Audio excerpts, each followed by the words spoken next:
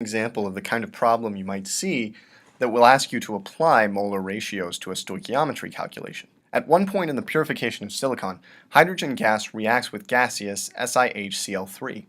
What mass of H2 gas is necessary to react completely with 21.73 grams of SiHCl3? So I won't give the answer away here, but I'll just remark that the general idea is to convert that mass to a number of moles of SiHCl3, use the appropriate molar ratio to get moles of hydrogen gas, and then convert that moles of hydrogen gas back to a mass using the molar mass of H2. The question I want to pose in this video is, in the situation from this problem, what if we used more than the 0.32 grams of hydrogen gas that are necessary to react completely with all of the SiHCl3? Would we get more product if we just increased the mass of H2 that we used? Well, the answer, of course, is no. Intuitively, that should make sense. If we use more than 0.32 grams of hydrogen gas, then we'll just consume all of the SiHCl3 and we'll end up with all of the extra H2 left over along with the products. In this case, where we have what's called an excess of H2, the silicon species is what's called limiting. It limits the amount of product that we can possibly obtain, because once all of that reagent is used up, we'll get no more product, and the extra reactant, the extra hydrogen gas, will just sit there. It's got nothing to react with. We want to know if a particular set of reaction conditions involves a limiting reagent, because if we don't appreciate that, we might overestimate the amount of product that we could expect from a given chemical reaction. So a question then becomes, how do we determine the limiting reagent given a set of reactant masses or amounts? And that's key. You need a set of amounts or masses of all the reactants to determine which of them is the limiting reagent. A second question, which is often something we're interested in, is how do we determine the situation, in other words, the masses or numbers of moles of all the reactants and products after the reaction has run its course? If there is a limiting reagent involved, then we're bound to have extra reactant left over in addition to the amounts of products that we'd expect from full consumption of the limiting reagent. We'll talk shortly about how to determine the situation after a reaction has run its course when a limiting reagent is involved. To think about this, I want to take a somewhat unconventional approach, but one that has applications to other parts of chemistry as well, and that's to involve the idea of extent of reaction. So to begin talking about this, I want to introduce the idea of a reaction event. And it's very simple. It's just a single occurrence of a reaction. It's a reaction happening one time. That's all I mean by reaction event. It's a single occurrence. One way to define the limiting reagent is as the one that can perform the fewest number of reaction events, considering the stoichiometry of the balanced chemical equation. That's very important. We'll have to take stoichiometry into account.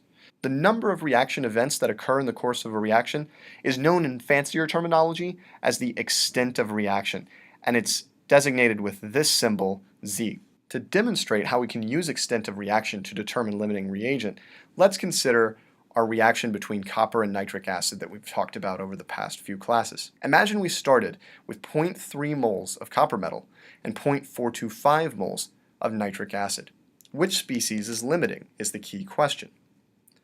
Well, from each of these number of moles, we can calculate the number of reaction events that each of those substances can engage in. So for example, for the 0.3 moles of copper, 1 mole of copper is needed for every reaction event. That's what the stoichiometric coefficient tells you, essentially. It tells you that on the microscopic level, every time the reaction occurs, 1 molecule or 1 copper atom reacts. So we can use this sort of conversion factor, 1 event per 1 mole of copper, to see that 0.3 moles of reaction events are possible from this 0.3 moles of copper.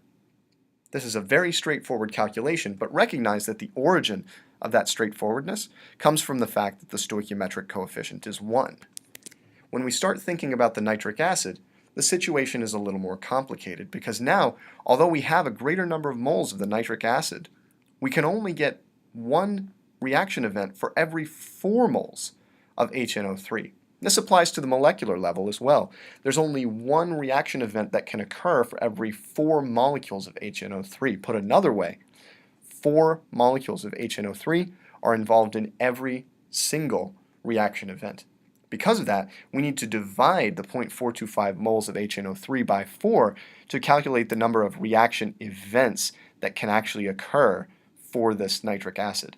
What we're seeing from these calculations of the number of reaction events, or the extent of reaction, is that while the copper has the possibility of doing the reaction 0.3 mole times, the nitric acid can only do the reaction 0.106 mole times. The limiting reagent is just that species that can do the reaction the fewest number of times. In other words, what we see from the results of our calculations here is that nitric acid is the limiting reagent. It can only do the reaction 0.106 mole times.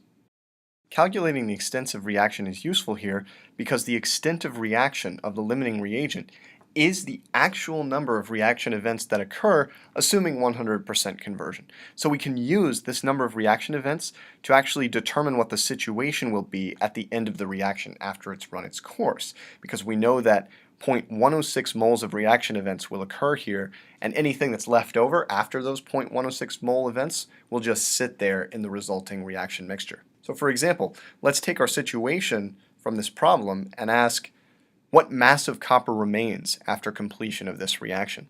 Since we calculated it previously, I won't do this again, but remember that 0.106 moles of reaction events occur in this process. It's going to be really useful. Now we can take that 0.106 moles and recognize that we can use the stoichiometric coefficients of each species to determine the moles of each species either produced or consumed. So the reaction event in this way kind of functions as a generalized stoichiometric coefficient. In particular for copper, we can notice that 1 mole of copper is consumed for every mole of reaction events that occur.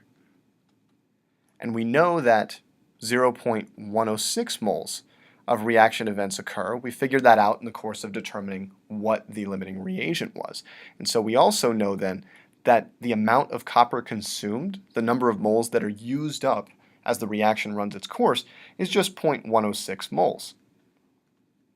The number of moles remaining is simply the amount that we started with minus this 0.106 moles consumed, and this comes out to 0.194 moles of copper.